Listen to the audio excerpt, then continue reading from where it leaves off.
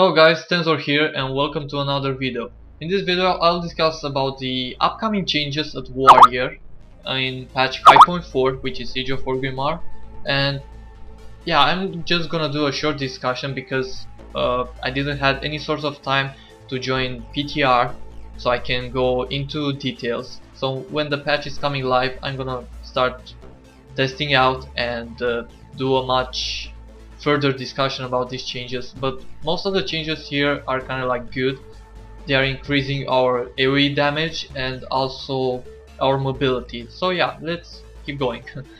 Battle Berserker and defensive stances now have a 1.5 second cooldown, down from 3 seconds. So it's kind of good because you are kind of like into into stance dances, you know, into defensive stance 25% damage reduction, or battle stance, which yeah, you pretty much increase rage regeneration. Anyway, Blood and Thunder now also increase the damage of Thunderclap by 50%. It's kinda good. AoE damage, as I said. Deep Wounds damage has been increased by 65%. It's good.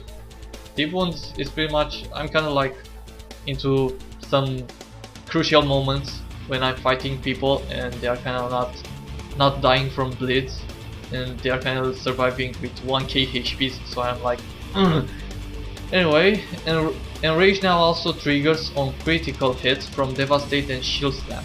Okay, this is for protection and I'm not going into this. I don't want to walk into discussions with Fury and protection. I'm just playing arms PvP, so it will be just for arms PvP.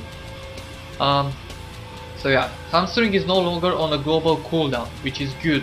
Like, instead of charging, hamstringing and then do damage, you can pretty much charge, hamstring and do damage in the same time. So it's kind of good, these changes. Like, I think Warrior is the only class that can use 2 spells in the same time with any sort of damage with Heroic Strike. So there are kind of like 2 spells now that you can use that they have a different global cooldown, Heroic Strike and Hamstring. Anyway, Intervene now also breaks roots and snares when used. Pretty much good, but Safeguard Banner is much better because Intervene, you have to intervene only your members, your teammates. So if they are far away, you are kind of like into a disadvantage if you are steering root and can't remove it because one of your teammates is far away, so you're kind of like safeguarding banner. Use safeguard with banner. But yeah, I'm gonna test out and gonna explain in details when the patch is coming live.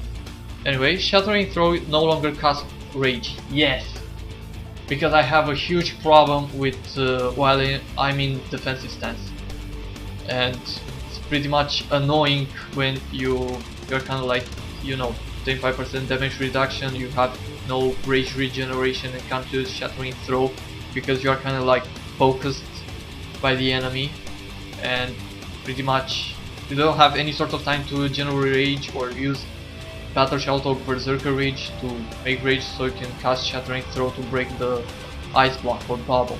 So thank you Blizzard for this change. Another good change that increases our mobility is Shield Wall, and Spirit Flexion no longer requires one-hander and shield.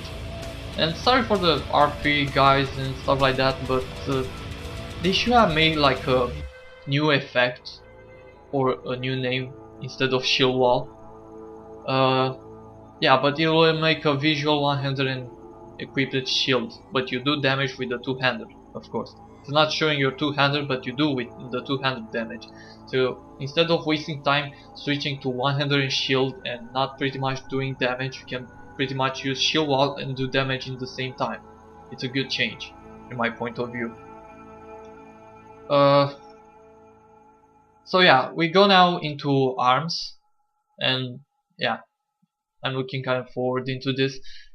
Seasoned Soldier now also reduces the cost of Thunderclap by 10 rage. Again, an advantage of our AoE damage with Thunderclap, because as a rage cost reduces. It's kind of cool. And yeah, let's see with Slam now, which kinda deals 25% more damage now, but the rage cost has been increased by 25% as well. While Sweeping Strikes is active, Slam will deal 35% of the damage dealt against the primary target to all other enemies within 2 yards, and targets affected by Colossus Smash receives 10% more damage. Again, it's kinda like motivating people to use Slam. Like personally, I already start to practice much more Slam instead of Heroic Strike or something like that. I'm pretty much excited with the Slam damage, so kinda motivates people to use a lot more Slam, even though the rage cost has been increased.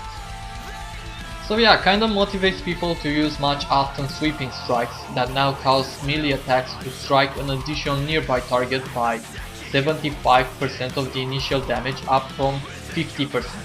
It's kinda good, like motivates people to do much more AoE damage. It increases our AoE damage pretty much. So yeah, let's go into the talents now. Blazestorm's cooldown has been decreased by 60 seconds, down from 1.5 minutes. It's kinda good.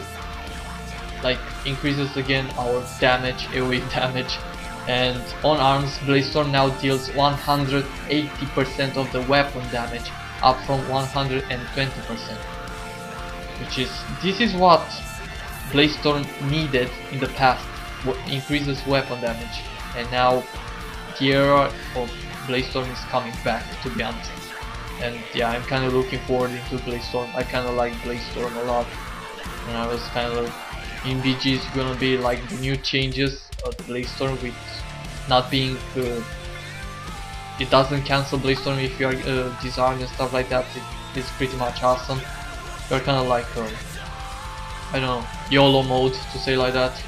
Anyway, Bloodbath snares and bleed effects are now 2 separate debuffs. Clearing one of the effects will no longer remove the other.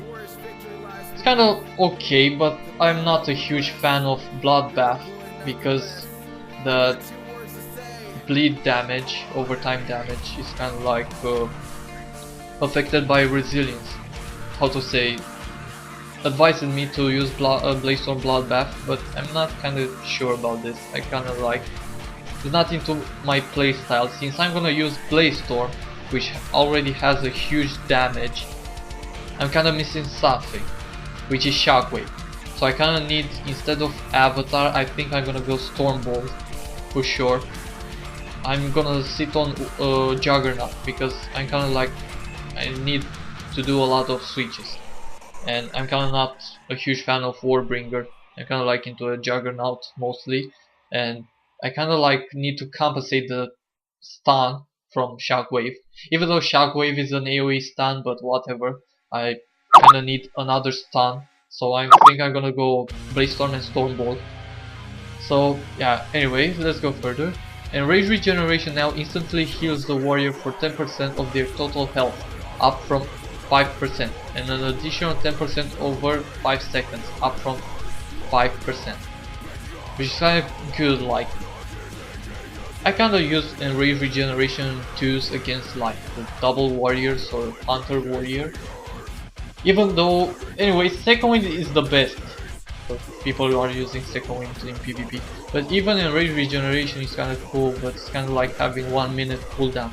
If you had like 30 seconds, was kinda like that heal blast. Like for example, at 5% of my HP, it's kinda healing like, I don't know, 36k into a second, and yeah, over time in 5 seconds, again 10%. But yeah, pretty much I'm gonna stand second wind anyway.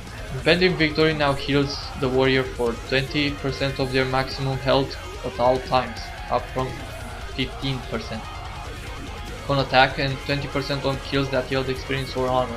Okay, I'm not a huge fan of Impending Victory, but it's kinda good in BGs. Yeah, pretty much in BGs in my point of view. Okay, let's go. Stormbolt now has a duration of 4 seconds, up from 3 seconds, and has an offhand attack for Fury Warriors. Okay, cut the Fury Warrior section. Stormbolt stun. has now a duration of 4 seconds, which is kinda good. Like I said, instead to compensate the shockwave stun, okay, on one target, I need to compensate with another stun, which is going to be Stormbolt. Vigilance no longer transfers damage to the warrior. Wow. The talent now reduces the amount of damage that target takes by 30% for 12 seconds. Okay, so due to the changes with Intervene that now breaks roots, I kinda no longer need Safeguard. It's kinda somehow good. I don't know how to explain, because Safeguard reduces 20% of the damage for 6 seconds. Vigilance for 12 seconds. It reduces by 30% amount of damage. So it's kind of like good. You can go Intervene and Vigilance against like KFC, THG, melee cleaves in general, physical damage counts. And yeah, when you're kind of like against spell cleave teams, you kind of go in with mass reflection, of course. Okay, Warbringer now roots the target for 4 seconds instead of stunning them for 3 seconds. The 50% reduction to movement speed snare effect for X seconds remains unchanged. Glyph of Bliss will now cause Warbringer to root an additional 2 nearby targets. As I said, I'm not a huge fan of Warbringer, but I don't say Warbringer sucks.